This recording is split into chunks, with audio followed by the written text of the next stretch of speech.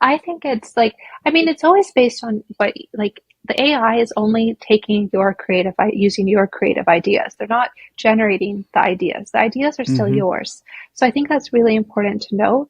And I think like if you're using AI, that's okay. Like you don't want to use in your marketing copy or your branding because like Google can kind of figure that out now. It's going to Mm. soon. So you want to be wary of that. But if you're Mm. using AI, still like you want to make sure it's still your voice, it's still your ideas. Like, don't be Mm. lazy.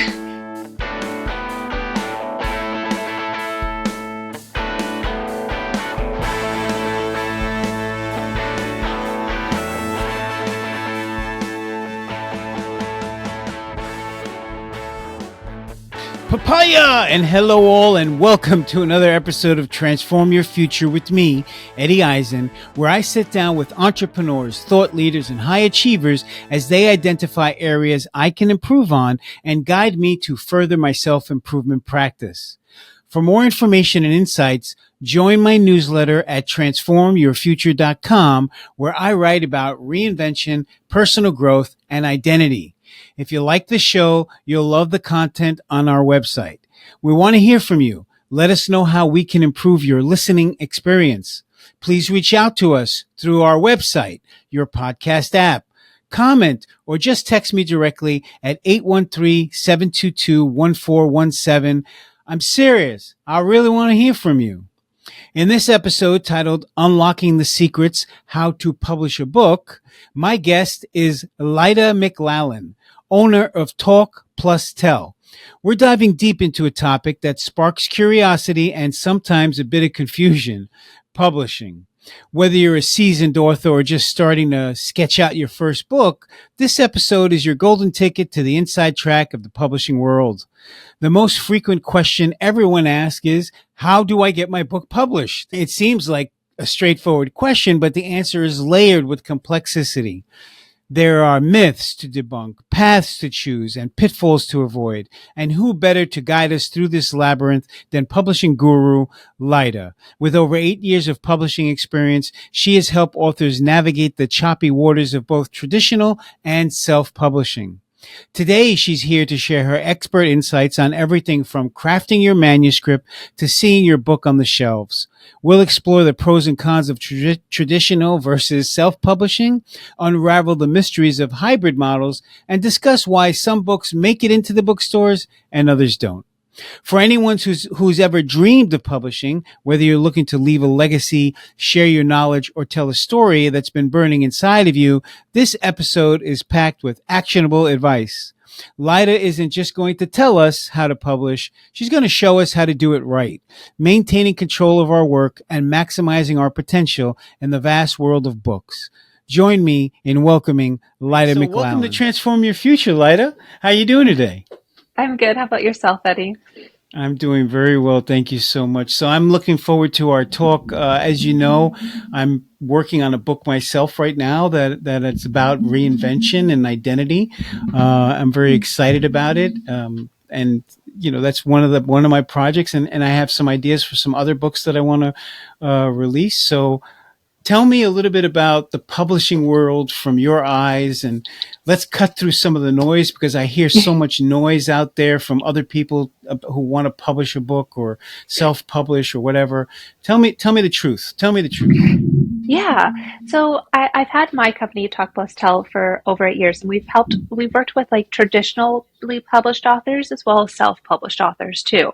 We do publish books, but we like to help like people if they've already published their book, like, and they're needing PR and marketing. And that's given me like a really good perspective of all Mm. the different array of how authors are published. So I like to kind of like, whenever most authors, like most people out there don't understand the world of publishing. It's kind of this like little bubble that's very mysterious that they don't want people to Yes. know about, and I don't know why. So there's really three ways that a person can go about publishing their book. The first way we all know, which is traditional publishing. That's Penguin. Mm-hmm. That's like how Harry Potter published their book. That's how Prince Harry published his book.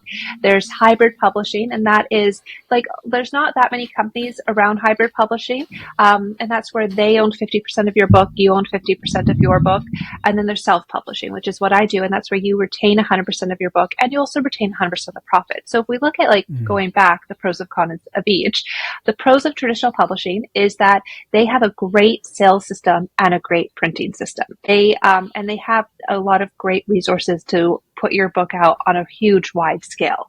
The con is that if your book doesn't sell a certain number of copies within the first quarter, you're going to go back into the shed. They're going to look at their next series of books because they're looking like they have like their top percent of books, like let's say top 5% of their books is mostly paying for all of the other books until those books can rise. But really, if your book does not sell a certain number of copies within 3 months, they're going to move on to the next quarter. But the pro is that you do work with a team. You don't have to invest in your book, but you do take a commission of under 10% in most cases. Advances are not, they are a thing, but a lot of times they're not present as much as they were before. So then you have hybrid publishing, and the pro is that you have a partnership where you have somebody that's taking on 50% of the price to produce a book, and you're doing the other 50%. The con is that you're usually locked into a contract with them. The other con is that there's not really price transparency. In some cases, there could be one that there is, but they might pay their editor $1,000 and then they say it costs $5,000 or something like that. So they're still technically driving a profit from the author, not necessarily the book sales. Then there's self-publishing, and the pro is that you retain 100% of your profits for your book, and you get to decide how you want it to work. It's great when you want to build it part of a funnel, a part of your business, and you also retain creative control, whereas the other two, you do no longer retain creative control because you're basically selling your book to a traditional publisher. Right. So keep that in mind. The con is that you have to be really smart because it can be costly. You need to make sure that you are working with a team that can bring it up to the same traditional standards of producing a book. You don't want something that looks like a do-it-yourself because it's not going to get in bookstores. No matter what somebody tells you, it's going to be hard and it's going to be rare. Is that helpful? Kind of in a quick overview? No, that's very helpful. When you say not going to get into bookstores, I'm not really familiar with that. So there's a name for that. There's a name for getting in bookstores. Is that right? There's not necessarily a name. It's more like there's a sales process. It is competitive to get into bookstores because there needs to be trust. Of course, I've seen some of my authors have literally gone to a bookstore in New York, talked to the owner, and the owners bought their books because they loved it. And that's fantastic. But I mean, people do judge a book by its cover. So what I mean is by do it yourself, you want it to look really good and professional because people do judge a book by its cover. And what that looks like is like you want good font. You don't want to use New York Times. We don't want to use like those fonts that we read everywhere. Those are really common fonts. You want a font that is really important because a lot of times the font you can tell right away based on the font if it's like do it yourself or it's been professionally done. We can see that part. And the font, the cover helps us get into bookstores. Of course, there's the editing process too. And bookstores, they look at the professionalism. They look at, is this produced to a high standard and quality that our customers and our readers are going to love? Like, can this book realistically sell? That's what they're thinking because they don't want to have a book there for a year that collects dust either. Yeah. So I'm trying to think as we're talking and you're educating me here, which is great. I love it. I'm trying to think about how to unpack all of this with you. So let's start from the beginning. Let's just do it in a simple, chronological order. So I write the book and then the book needs to be edited. You need to get artwork and all that. Do you want to just talk about how you help authors, whether they be a business person who has, 20 years of experience doing something and, going to take his knowledge and experience and put that in a book so he could be a leader in his field, and use it as a business card or something like that, right? Yeah, I can definitely walk through the steps. And if you want, we can kind of do a potential case study with your book too of what that could look like just to help your listeners. Yeah. That would be cool. Yeah, so kind of like how to publish a book is the same if you go traditional, hybrid, or self-publishing. It's actually quite simple. Hmm. So if anybody charges you or tells like I'll an X amount of money to publish your book, that's always like a lot of people put red flags and warning signs, and they are technically correct because to actually hit publish takes 10 seconds to do.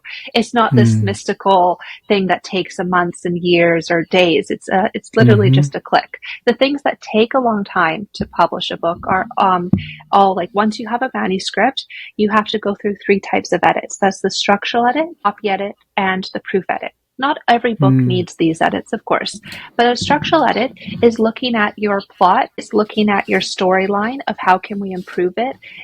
It's looking at how can we make this a better book. So how we go about a structural edit for our authors is we first look at who's their target audience. So what is, and it's not just where they live, how old they are, what their values and everything. That's not it.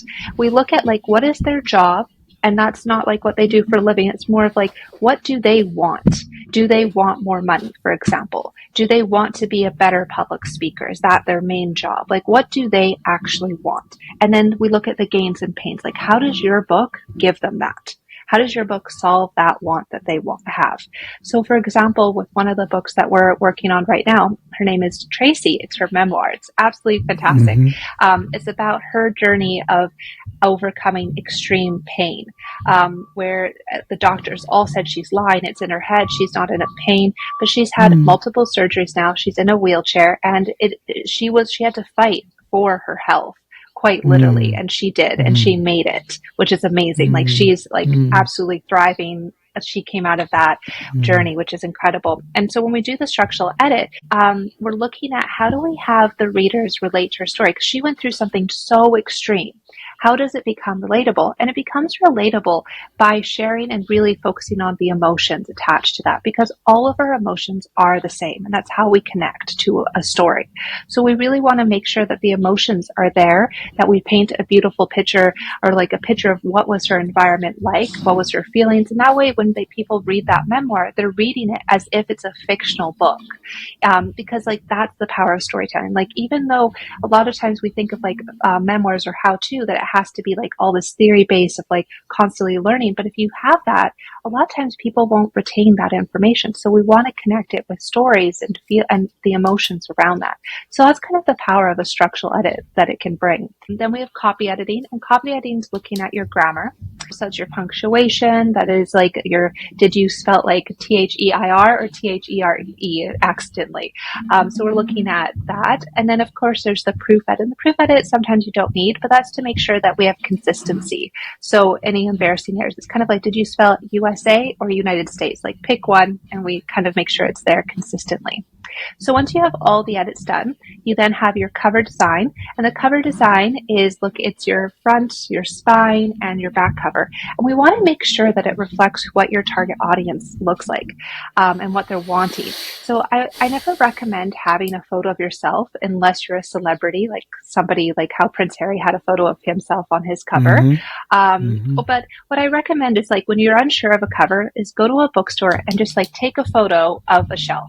And then like go home, don't look at it, have some tea or coffee or whatever, or eat, and then look at it and see what like book cover actually stuck out, whether it's fiction or nonfiction. It does not matter, because if no matter what your book is, like we want to look at the color, we want to look what you liked, we want to kind of take those elements that you like and put that on your cover. So we're really kind of looking to see what kind of elements we can add there that makes your book stand out. Then we have your typeset, and typeset is where we do the font design, we do all the spacing, we make it readable. So it's kind of like when you think of like when you're reading a book, you don't know all that work that went into the font and the spacing between everything. It's actually quite a lot of work. We do testing of like looking at like what are the font of the headers, the design. Do we want illustrations? Do we need to have graphics?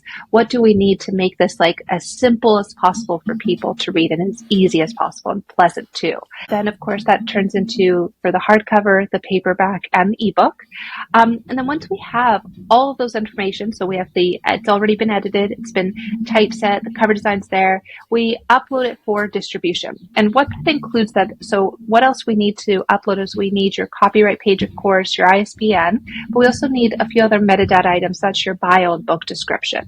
So we we create all that for the author, and then we upload it. So that's kind of just the process of publishing a book. Of course, there's the marketing and PR behind it. And I'm always I want to interrupt you because you're a fountain of info right now, and it's just pouring out of you. Let me slow you down a little bit. So, yeah. One question: so the process that we've talked about so far, about the different ways, the three different edits, and whatnot, and the cover design and everything, is that the same for nonfiction, fiction? It's all the same, right? All the same. All Okay. the same. So Okay. whether you have a nonfiction book or a fiction book, you should have a structural edit. I think I do, unless like there's it's always case by case, but I really do believe, like, I've seen the magic of a structural edit with our authors. Like it's been really incredible. Like, we've gotten such great testimonials for our authors, and they already have such a great book, and it's already so amazing. Like, I just am always blown away whenever I get to see, like, when I see their first manuscript. But the structural edit just brings it more to the reader. What's a reasonable average cost for editing? Yeah. So it's based on word count. We always, the industry should and always charges based on word count. So a structural edit is around 3.5 cents per word. And a copy edit is around 2.5 cents per word. And then proof edit is usually just a base fee. It's a pretty, it's a low fee depending on if it's over 100,000 words or, so it really depends on that. But for a nonfiction book, I lost you for 1 second. I lost you for 1 second because of the bandwidth. I'm sure that it was all recorded what you said, but I couldn't hear it. What did you say it was per word for a proof edit? It's usually it's kind of a base fee, so it's around $500, just because you're looking at this for embarrassing errors. A lot our authors that do the structural edit and a copy edit, majority of them don't need a proof edit, unless it's a very complex book already. But in most cases, they don't need a structural a proof edit. I mean. Okay. All right. So. I'm sorry. I was just doing some math.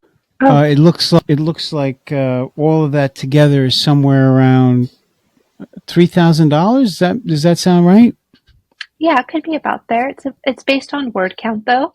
Yeah, like a 50,000 word book, approximately $3,000. Yeah, so that's interesting because when I'm talking to people, I've talked to a lot of different groups, and I feel like some of them, they all have their own little angle that there's really their specialty, but then not necessarily all the other stuff is going to be the same kind of quality. But like maybe they have a relationship with one celebrity, and like that celebrity is going to endorse your book, and that's really the only special thing they offer, and the rest of the services are maybe not so great. But none of the people I've talked to, where I've talked to about 5 different people, nobody has broken down the editing process as detailed as you broke it down. Thank you. you. I just want to say, and that's very helpful, I think, to anybody. So going now, I have a question. You talked about hardcover, softcover, and ebook. Are there some cases that you never get a hardcover, or you never do an ebook, or never? No. So you want to do all 3. Yeah, and you do release the paperback later on. You first release the hardcover and then the ebook at the same time. So you want to do a pre-sale of 2 to 3 months, and that's always case by case. Some authors it's different, but then you release the paperback a few months later. So I was talking with a guest who's a friend of mine, and she worked with somebody who had her release the softcover first, and then a few weeks later released the ebook. And I don't think she even has a hardcover going to be in the works. That's a bit. Well, I don't want to put that on the interview. No, but I mean, I would like to see. Obviously, you have a reason why you're saying to do it this way, to release the hardcover first and the ebook at the same time, and then release the softcover later. Why don't you just tell me what your justification for it is? Yeah, when we're doing so within the book industry, there are these kind of barriers or gates that you have to go through. So kind of like think of it Mm-hmm. as a game. So the industry, there's certain unspoken rules that we want to do. Mm-hmm. And so while we're doing all the editing and while we're doing all the production, the moment we have your cover finished, we can actually upload it for pre-sales. So we want to do that 2 to 3 months before the book. The reason why is that way we can start with getting the book distribution and printing, getting that all set up, but also start gaining interest early on. Media outlets, there's specific media outlets that I have a list of and that I work with that want to see the book 3 months before it's launched. That's Oh, one wow. reason. So, and we give them a whole package with it. Same with book bloggers. We do a whole package and everything 3 months beforehand. So that way, the time the book is launched, you already have an audience of readers. If you wait until after the launch date, it's like you should we want to launch with readers. We want testimonials. 3 months, like once we're done the editing and like once we have like the typeset of almost finished, we have what is called an ARC, which is an advanced review copy. And whether you're fiction or nonfiction, we still do this. Where this is, we want to, if we have 6 months before your book launch, even better. But we try and aim for at least 2 to 3 months before it's launched, where we send this ARC copy, which still has a couple of mistakes, and that's normal. And we send it to people to give us testimonials and reviews. So we work with book bloggers, we work with influencers, we work with like micro celebrities, and we get Mm. testimonials for this book. And we want to collect it so the time that the book is launched, we have all these amazing testimonials. That doesn't mean that it's too late to get testimonials for your book after your book launch. Like after the book launch, we still work on getting testimonials. I find that testimonials has changed like not just my authors, their book success, but also their business. Where we had one of our authors, one of my very first authors, we got a testimonial from Margaret Atwood. That testimonial alone got us on every single major bookstore, it was called Chapters. Now it's called Indigo across Canada at the front table. So we've Mm. sold a lot of books, and that was just from one testimonial. Another one of my authors, Crystal Robinson, hers is a memoir called Finding Myself. We got a testimonial from I always Adam Grant, and that gave us Mm. huge podcast interviews. It got us like with Barclays. It gives us so many partnerships. So when you use a testimonial for a book, yes, it's like endorsing your book, but you can also use it for your business. So Mm. not only like can we use that testimonial for the book, but we can use that to get more speaking opportunities, to get more clients. So when we're promoting a book, also when we're doing the marketing PR for our authors, anyways, we don't just promote the book, we're promoting the whole brand. So when we're getting testimonials, we're getting testimonials for the brand. So that it can be used for the book, but it's also used for the author. We also use the book as a business tool 3 to 6 months before the book launch, where we give early releases of the ebooks. The ebook is cheaper and easier to send people right away. So we give that Mm. to them as kind of like a favor, and then we upsell them afterwards. So we're selling them kind of like a program, a one-on-one consulting, like we're selling something with the author or speaking engagement to come to their corporation to speak. So we are using Mm. the book as a tool to help the author grow their business more. Mm-hmm. Same Mm-hmm. with one of our authors, Tracy, that I mentioned earlier about her structural edit. Hers is on how she overcame extreme pain where nobody believed her. We're still editing her book. We already have a book signing at the biggest Barnes Noble in LA at the Mm. Grove, and that's going to be in August, I believe. Mm-hmm. So we're already planning all these things before the Wow. book is launched to gain as much success as possible for our authors. Wow. That is great. Just as an aside, I follow many authors. I've been reading since I Mm-hmm. was very young. I have a very high reading level. So when I was very young, I was reading classics already. Um, Mm-hmm. and I've continued that throughout my life. I mean, I read a couple of books a month. One of these authors who I really liked his book. Mm-hmm. He had a great title, by the way. He had one of those great titles that just made you want to know more just Oh, because of the I title, love you know. that. Mm-hmm. And when I was listening to him, he gave this talk and he was talking about how he marketed the book and how he did the book launch. Mm-hmm. And in it, he was talking about getting with some influencers, sending the book to some people, and he started 2 months before the actual launch, and he was Mhm. trying to get the book in people's hands, and he'd mark a few pages and say, wrote a personal note, "Hey Joe, I think Oh, these that's are a amazing. I couple love of it when pages they that'll do really help that. you."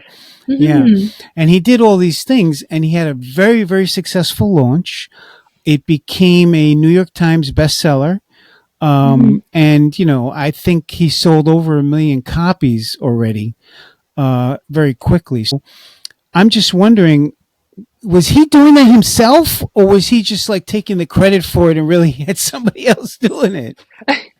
I mean, I have no idea. There's no way of knowing Yeah, no, that. there's no way of Um, knowing. I know. I think that like if he did it himself, he definitely had a small team to help him, or Yeah. he hired a Yeah. PR people like myself, where we help Yeah. them Yeah. because the bookstores and I know like a lot of book people within like just the industry, they do like it preferably when a person represents the author because then they know it's more of a professionalism because they get maybe hundreds of pitches from authors. So, unfortunately, because a lot of books that are Mm-hmm. like they're not as the same caliber and quality the moment they hear that the author's representing themselves, they kind of just quickly assume something that might not be true about their book. So Mm-hmm. you always want to be careful around that part of like making sure you're coming across as professionally and you have a high caliber and like a good quality book behind you. Yeah.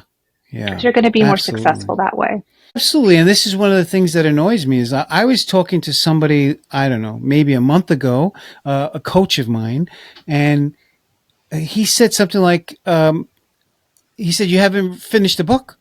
I'm like, "No." He goes, "Eddie, if you can't do it in 2 weeks, then what are you doing? You just need 2 weeks." Whoa. And, And and I thought to doing a my, structural edit takes like two and then months. I thought about it, and I was like, what kind of book are you going to write in 2 weeks? Just yes, I could put words on a piece of paper and I could just finish it in 2 weeks, but is that going to be a really good book? Is that going to be a book worth reading? Is that going to be a book that somebody will read and say, "Oh my god, this is really great, you should read this book," and tell their friends?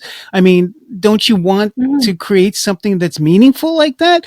So it's just interesting how I think, as you mentioned earlier, that there's a lot of people in the self-publishing world who are purporting the idea that almost like it doesn't even matter what the quality of the book is. If you have a nice book color and a cover and a good title and it's readable, and don't worry, you can use it to do, build your business or, reach your goals. I mean, it could be true for some people because they have a big audience or something like that. But I do believe that giving honest value and like not holding back on that value does rise. And I Mm-hmm. don't be scared of somebody like, well, I gave them all this value. Now they can do it themselves. If they do it themselves, they might not be able to afford you. But if you give all the info to somebody and they see all the value, they say, wow, this is amazing. I need to hire that Mm-hmm. person because I don't have the time to do this, but this is proof that they can do it. So Mm-hmm. you think of it Mm-hmm. like that too. It's like good value does rise and good content does rise. It's just sometimes you Mm-hmm. need to give it a little push and some PR behind it. No, absolutely, all the time, right? Mm, It's great. I mean, if you have a great book and a great title, but nobody ever sees it, nobody ever talks about it, you're going to have an issue. yeah. Before we go on, I just wanted to ask. You were talking about the strategy of pre-sale. Mhm. Can you unpack just that part a little bit?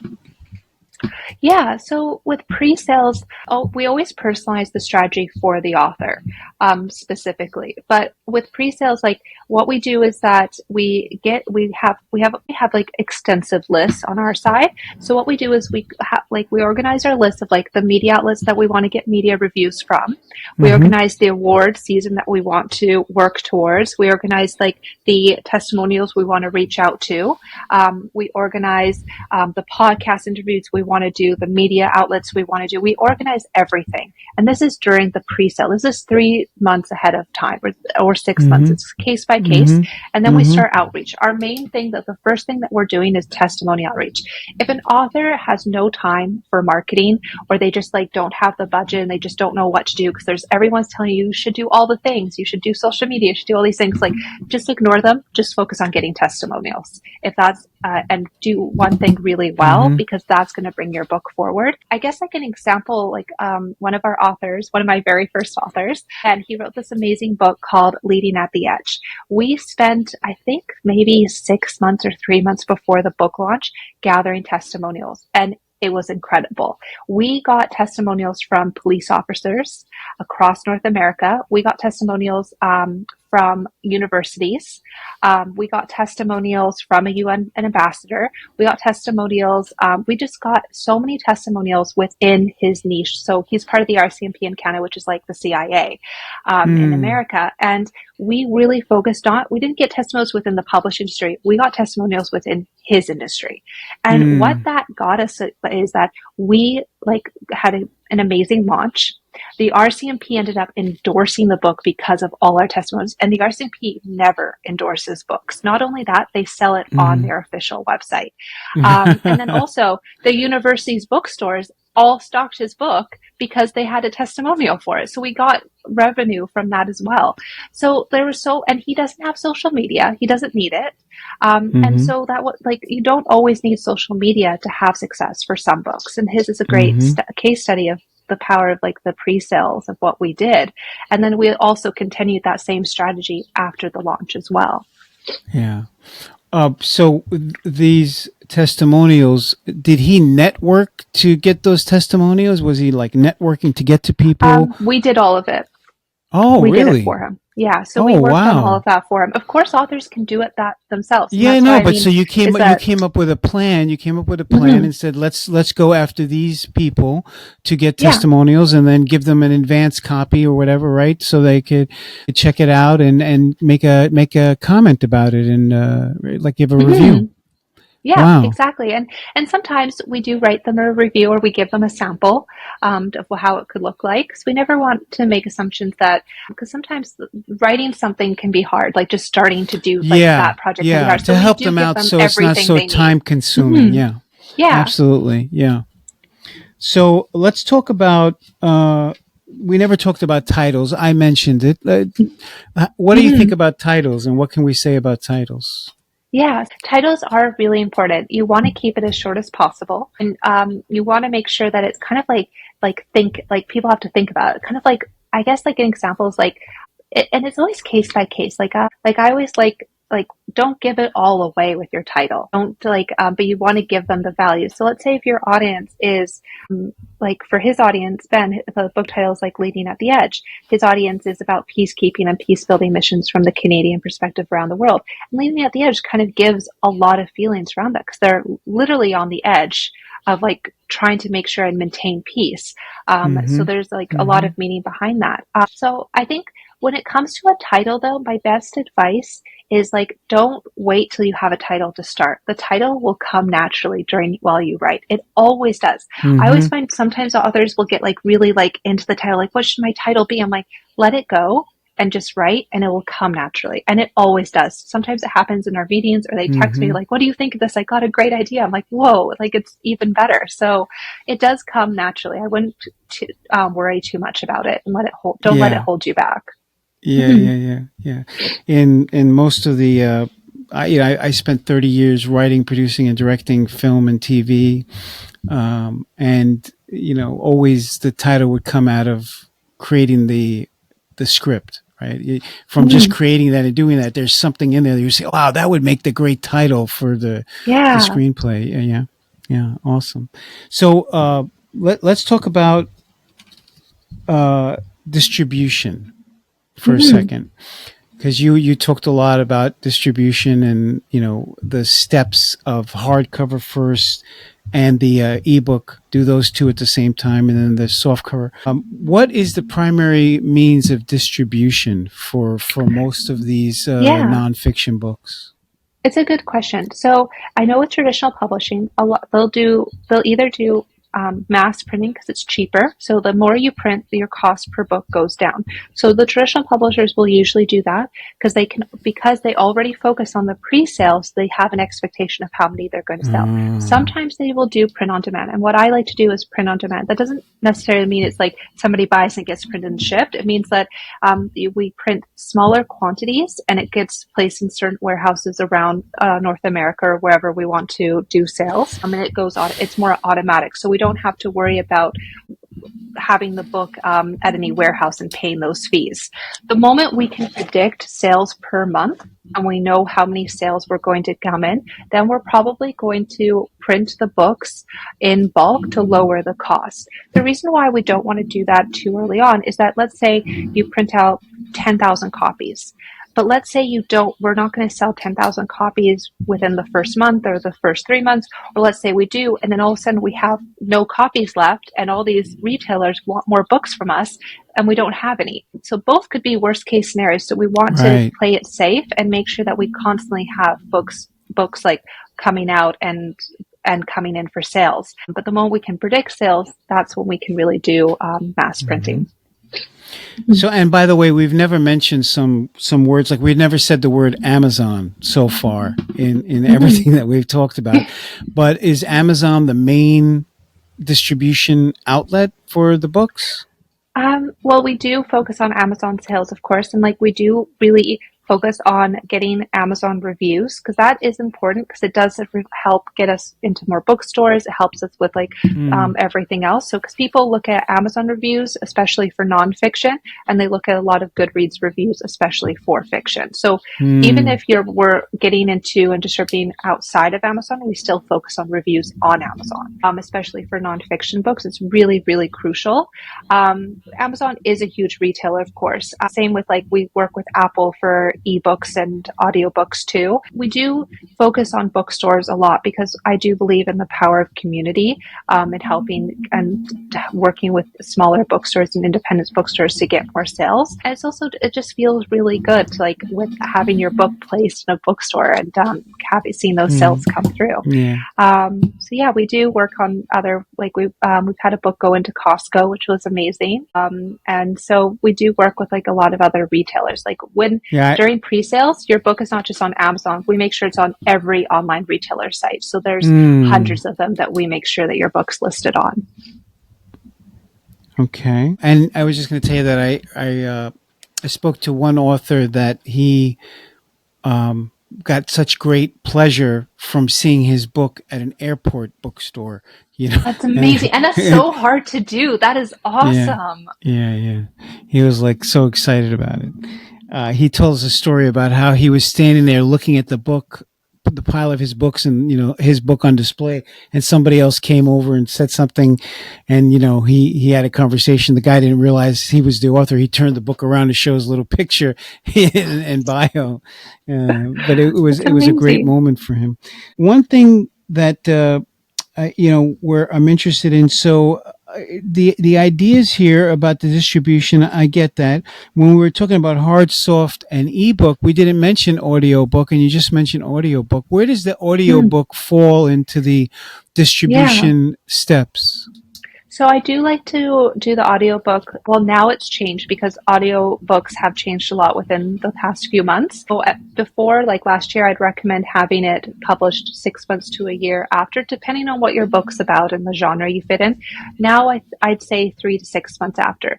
The reason why we do it after and we don't release everything at once is because then we're constantly updating the system, and then we're constantly giving readers new information, new content to purchase. And we're kind of doing more releases for the media and bloggers to talk about, influencers to talk about. That's why we kind of change it. We don't put it all at once. We kind of distribute it out slowly. And so what's the pattern of release for the soft cover? I know you're going to do the hard. Yeah, hardcover and ebook is first, and that's because bookstores, we want them to really purchase and focus on the hardcover sales. Paperback is around maybe a month afterwards or a few weeks, and that's because it's a lower cost as well. So we're kind of releasing it later, whereas the hardcover is at a higher price point. I think this other person that I was mentioning to you before, a friend of mine who I had on the show talking about her book, I think that part of how she was convinced to do the softcover book first and then do the ebook a few weeks later was that there was a fear that if you release the ebook, that people are just going to buy the lower cost ebook than buy the softcover book. I think that's what their rationalization was. I mean, it's a fair rationale. I mean, I think it's I think we have to remember that it's not always about the cost of the book that a person's why they're purchasing. They're not choosy. Like, yes, there's expenses and everything around that, but it's also most people, a lot of times people are buying based on their time. So we have to think Yeah. of that too. And I think like when we see books, I think it might just be me because I read 100 books a year, but I don't always look at the price because I just feel like it's a book. It's a bit different. Like, it's Mm-hmm. not like Mm-hmm. it's something like you're supporting an author, but it's just like it's a different, it feels like a different product. Mm-hmm. And there's some books that it really depends on how the person wants to read a book. I don't think it's based on price point a lot of time. I do think it's based on how they like to read. Like, I love reading Yeah. hardcovers. I've gone into audiobooks. Like, I'll do a new audiobook almost every week because I just like love hearing a story play out Mm-hmm. as well. So that's kind of my background there. But I mean, it's always case Yeah. by case. You Yeah. do want the reason why I believe you need to have the ebook ready to go and launch right away is for the media. Mm-hmm. And for, sorry, you Right. paused there, so I paused as well. But it's for the reason why you want the ebook earlier on, especially, is for the media and for influencers and bloggers. And also, we use the ebook as a way to get readers in. So we'll change the price of the ebook. We lower the cost to get readers in to get more reviews. And and when Amazon and retailers see more purchases, no matter which medium they're purchasing from, they're going to rise the book in the ranks. Mm-hmm. So that Mm-hmm. we use the ebook as a tool to get more readers in, to get more reviews. And a lot of times readers will buy the ebook and then they buy the hardcover because sometimes they want a part of their collection. I've done that where I read the ebook. I'm like, oh, I love this. Now I need the whole collection of the books in my, like, on my bookshelf. Yeah. Yeah. I mean, Mm-hmm. and I'd done the same thing. There's many books that I've initially bought the hardcover and I enjoyed it so much. Then I went and got the audiobook, and then I Mm-hmm. was like, also let me get the ebook because the ebook's always on my phone wherever I go on my personal device if I ever want to reference it.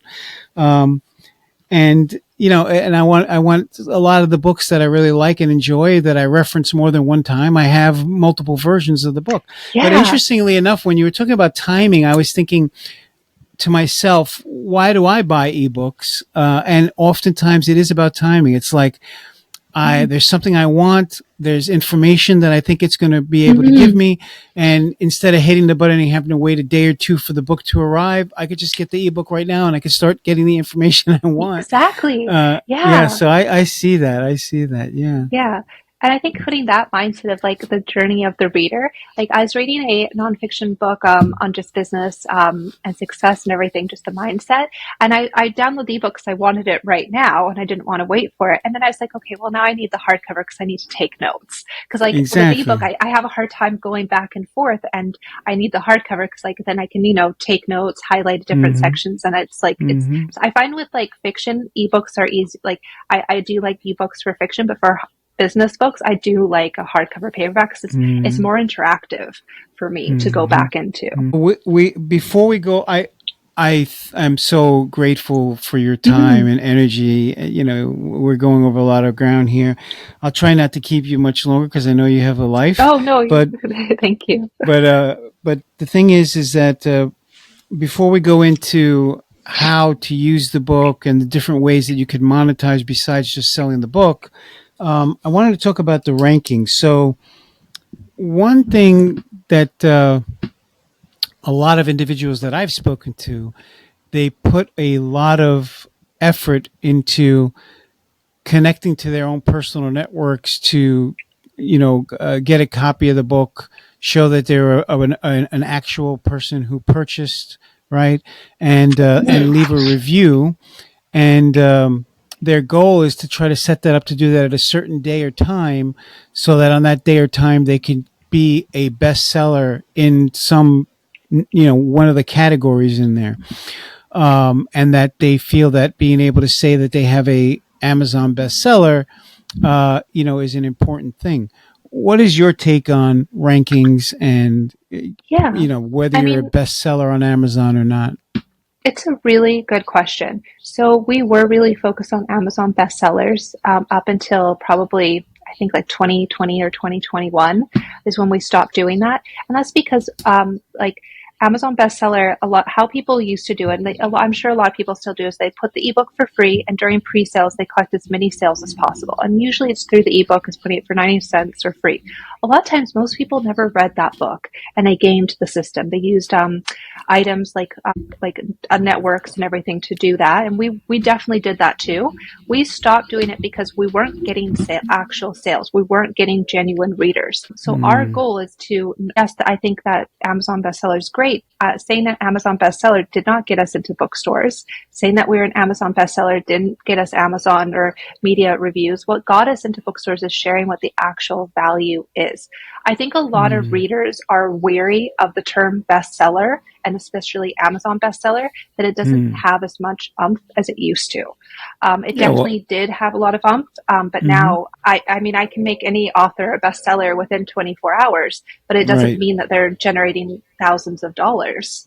It doesn't mean that they're gaining readers. It's kind of more of like an ego boost more than anything. Sometimes it could work. Sometimes there's a lot of benefit of it. It's case by case, but I really do focus on more of the bookstores, more of like getting genuine readers. I hear what you're saying. It's like, so you get to say it's an Amazon bestseller, but then does it help you sell another 10,000 copies? Does it help you get out? Does it get in the world? And probably it doesn't. And it's just a little ego thing where you could just say, I'm a best-selling author. Mm-hmm. Yeah, I think what we replaced it with is like what we help our authors go viral with their Instagram reels. So we really focused on that the past year, which is so exciting. Like that's when like we use like the contents and the learnings of the book into their Instagram. We're indirectly promoting the book, but we're promoting the whole brand. So we had one of our authors, like in January, she had 50,000 views on her reels within 24 hours, and it was like the most exciting thing ever, because that we saw growth attached. That we saw like more collaborations with influencers because of that. We saw like there's a lot of more growth from that versus an Amazon bestseller. So we really kind of changed gears of where can we get success for our authors instead. I love it. I love it.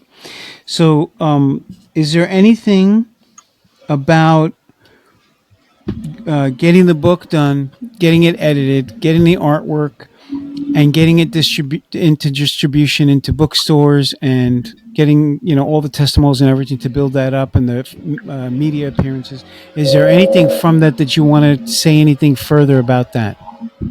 I think that like take one step at a time. I know that there's so much information. I think it could be with any industry where everyone's telling you should do all these things. Just take one step at a time and really like focus on especially when it comes to marketing and PR. Just if you don't have that much time, or you're not familiar with marketing and PR, choose one thing and do it well, and then add another thing on top of it.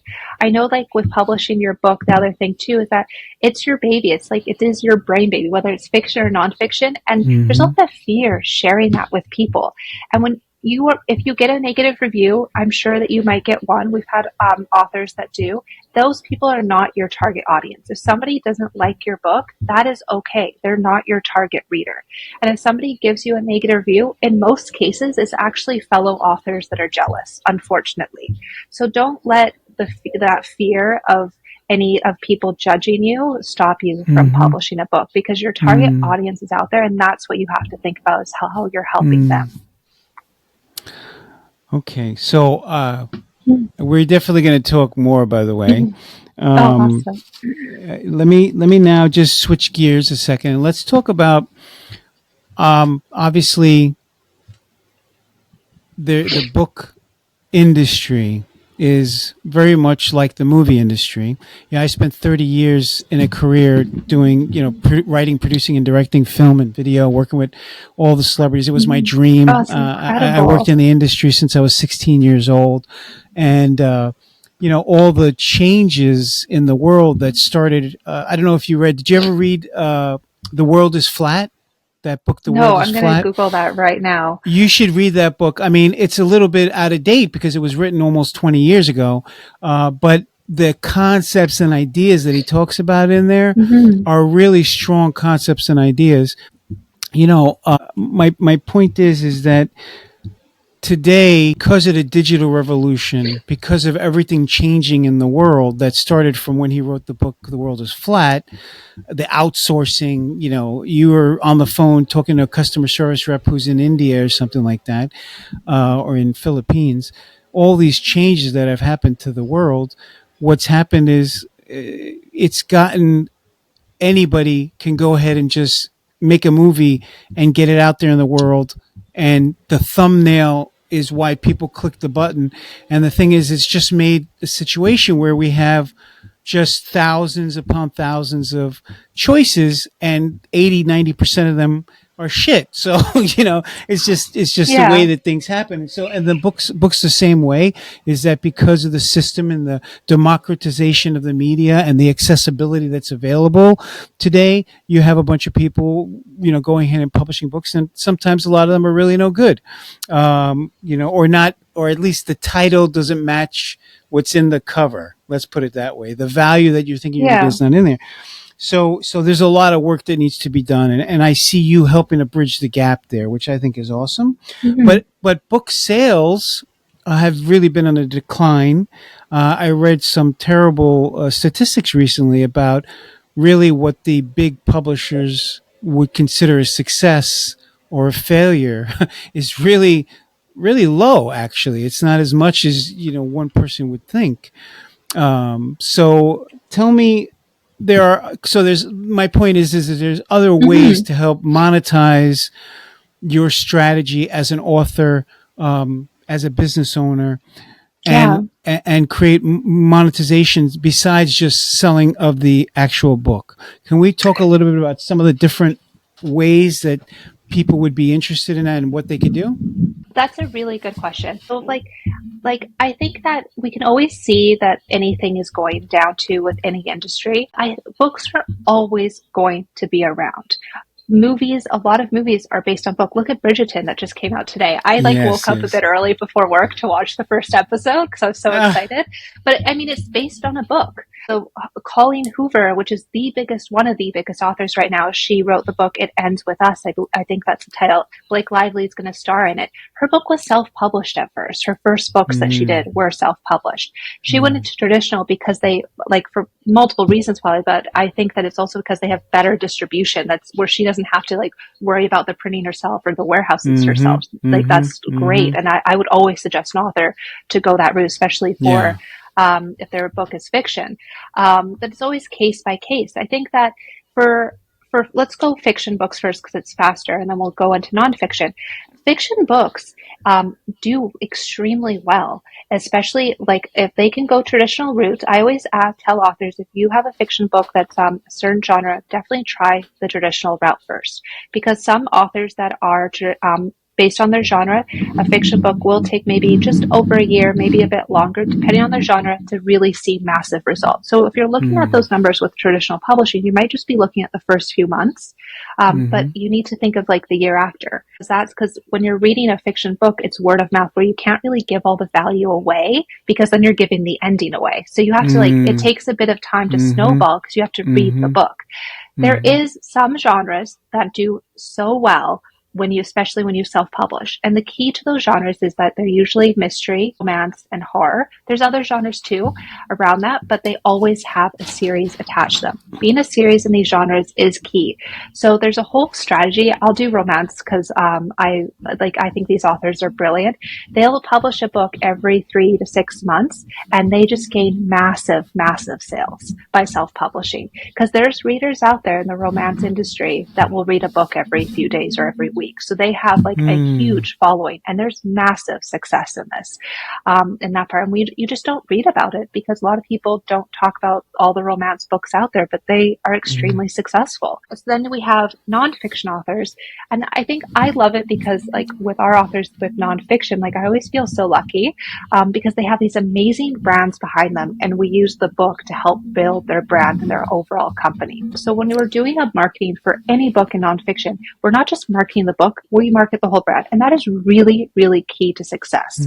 So when you're doing this book, you can do a series or you can do a one book too. It's okay either one. But what I think, like with testimonials, it helps our authors gain more clients that way, or more if they're a service-based company.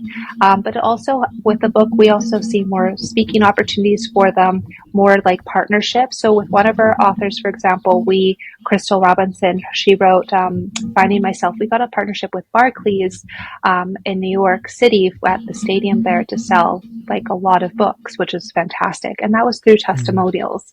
So it's looking at avenues for collaboration for not just the book's growth, but the brand's growth. One of our other authors, because it's always personalized. Like for our author, Joelle, I think this is a prime example of like how a book success can generate your business success. She owns a therapy practice in the States. And her book is on self-love, on how to generate self-love. And it's a workbook where it's 30 days of self-love practices. So you spend 10 minutes a day in this it's an absolutely beautiful book. And you write in it.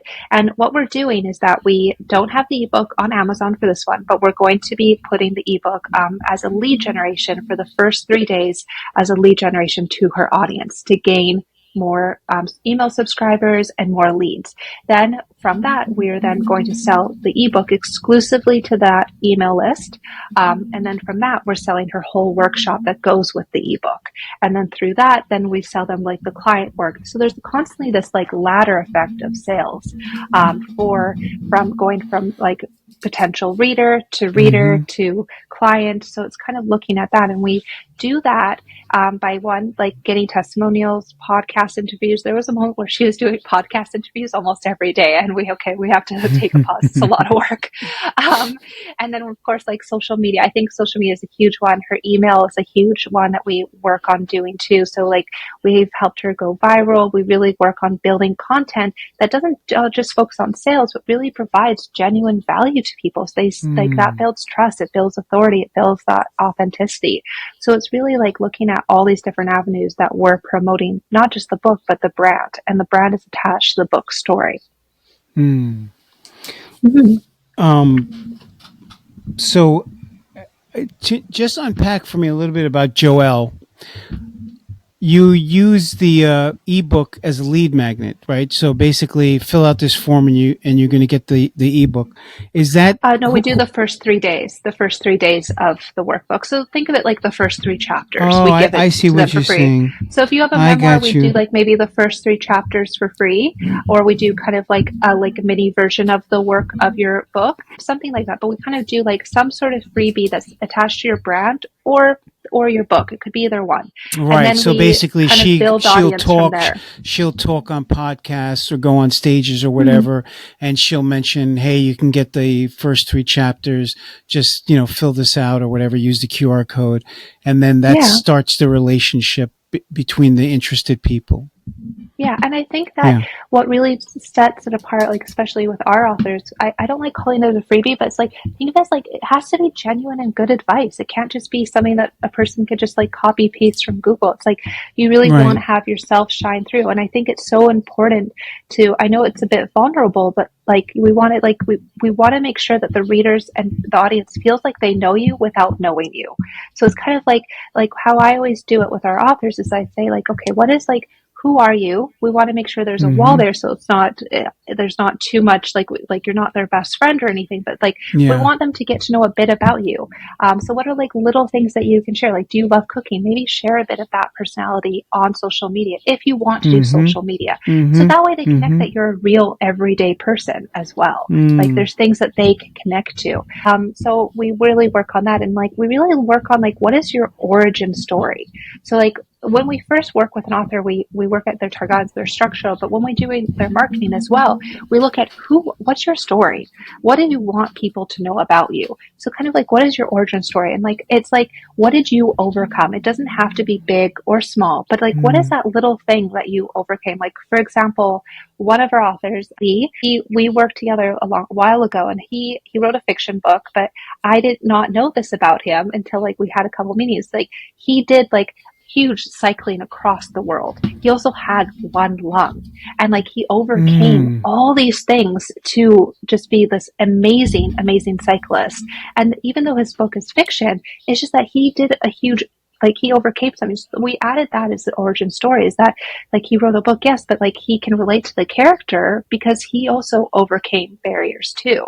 So it's Mm. kind of thinking of like that for yourself. It's like, yes, you have this amazing podcast and you're writing this incredible book, but like, how did you get there? Like you started in film and then you bridged the gaps. You're still doing storytelling, but in a different Mm-hmm. dynamic. Like what Mm-hmm. got you there? Like what is your origin story like from there to Mm-hmm. now? And how can we make Yeah. it relatable? I am so enamored with you and all the knowledge that you have, and I love the way you take care of your customers and all the service you provide.